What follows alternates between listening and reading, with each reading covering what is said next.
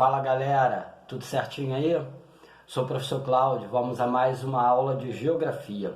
Vamos estudar hoje pouquinho da história da formação dos Estados Unidos, esse país que vai se tornar o mais poderoso do mundo. Bem, tudo vai começar com o processo da expansão marítima e criação de colônias pelos países da Europa. A Inglaterra, ela conquista territórios na América do Norte, ali na costa leste, no Oceano Atlântico. E não há nenhum interesse por parte da Inglaterra de colonizar essas terras. Porém, na Inglaterra estava havendo muitas brigas políticas e religiosas. Haviam grupos de calvinistas, presbiterianos, católicos, anglicanos que não se entendiam. Um grupo de calvinistas, os chamados puritanos, vão migrar para as colônias, para ali tentar viver uma vida de acordo com seus padrões morais, de acordo com aquilo que eles acreditavam ser correto dentro da moral protestante calvinista. Eles alugam um navio chamado Mayflower e desembarcam na costa leste da América do Norte, fundando a colônia de Massachusetts, o que dá origem à colonização das terras da Inglaterra. Nessa região vão se formar 13 colônias. Existem as colônias do norte e existem as colônias do sul. Bem, a Inglaterra começa o processo de industrialização e inicia esse processo pela criação de fábricas de tecidos de lã e algodão. A lã era produzida na própria Inglaterra, porém o algodão precisava de um clima mais propício para ser produzido, para ser plantado.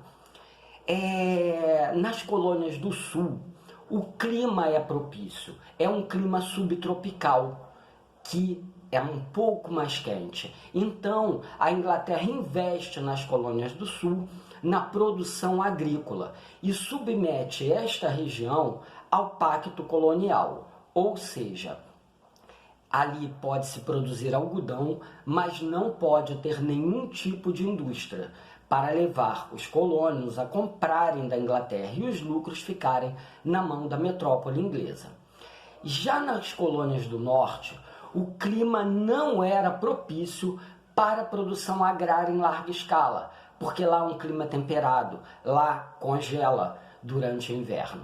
Então a Inglaterra não tem interesse em investir em agricultura naquela região e deixa os colonos mais à vontade.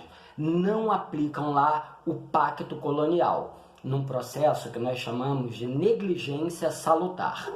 Por que salutar? Porque foi saudável para a economia das colônias do norte. Elas prosperam industrialmente. Lá são fundadas as primeiras indústrias. E aí, a Inglaterra, tendo dificuldades financeiras, vai apertar o cerco contra essas colônias, impondo altos impostos e várias leis que vão prejudicar os colonos. Eles então resolvem se separar da metrópole e promovem a independência, criando então os Estados Unidos da América. Essa população, agora estadunidense, vai começar a expandir o seu território, num processo chamado Marcha para o Oeste. Eles irão adentrar, avançar além dos Montes Apalaches, com o objetivo de chegar à costa oeste, onde fica o estado da Califórnia. Bem, lá na Europa está havendo um problema. Os países europeus começam um processo de neocolonialismo, ou seja, eles querem invadir outros territórios para adquirir matéria-prima para suas indústrias e mercado consumidor. Então, eles começam a atacar locais da África e da Ásia. Vendo o perigo e sabendo que aqui no continente americano várias nações estavam surgindo, áreas que antes eram colônias da Inglaterra, da França, da Espanha, estão se tornando independentes dos seus países, os Estados Unidos, nas mãos do presidente James Monroe, iniciam a chamada doutrina Monroe, que diz a América para os americanos.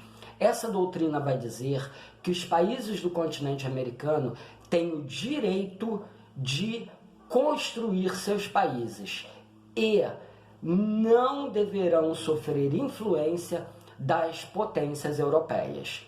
Com isso, o James Monroe começa a incentivar o processo de independência dos países da América. O objetivo por trás disso é conseguir o mercado consumidor, conseguir que esses países se alinhem aos Estados Unidos. Um ponto importante: na Europa, esses países europeus, as grandes potências industriais, vão invadir os territórios de povos africanos e asiáticos. A desculpa disso é que a Europa tem um modelo superior, um modelo cultural, social, econômico, político superior. Então eles estão levando esses benefícios para esses povos que, na visão deles, eram muito inferiores. Eles dizem que isso é o fardo do homem branco, o ser superior, que tem que lidar com esses povos superiores para ajudá-los a evoluir. Isso está dentro daquilo que nós chamamos darwinismo social, a doutrina que prega que existem raças de seres humanos e existem raças superiores e raças inferiores. Essa doutrina também vai estar presente nos estadunidenses durante o processo de marcha para o oeste. Eles, imbuídos no ideal protestante calvinista, vão se dizer os superiores e estão conquistando os territórios que naturalmente é deles, porque foi dado o direito por Deus a eles. E, baseados nisso, eles vão atacar povos indígenas e destruir completamente civilizações inteiras em seu processo da marcha para o oeste. Essa doutrina dos Estados Unidos se chama Destino Manifesto e é imbuído com esse pensamento que eles irão invadir territórios indígenas e conquistar terras até a costa oeste. Ok? Galera, isso é muito importante, porque baseado nesses princípios é que toda a cultura dos Estados Unidos vai ser forjada. Ok? Fiquem em paz e estudem, hein? Abraço!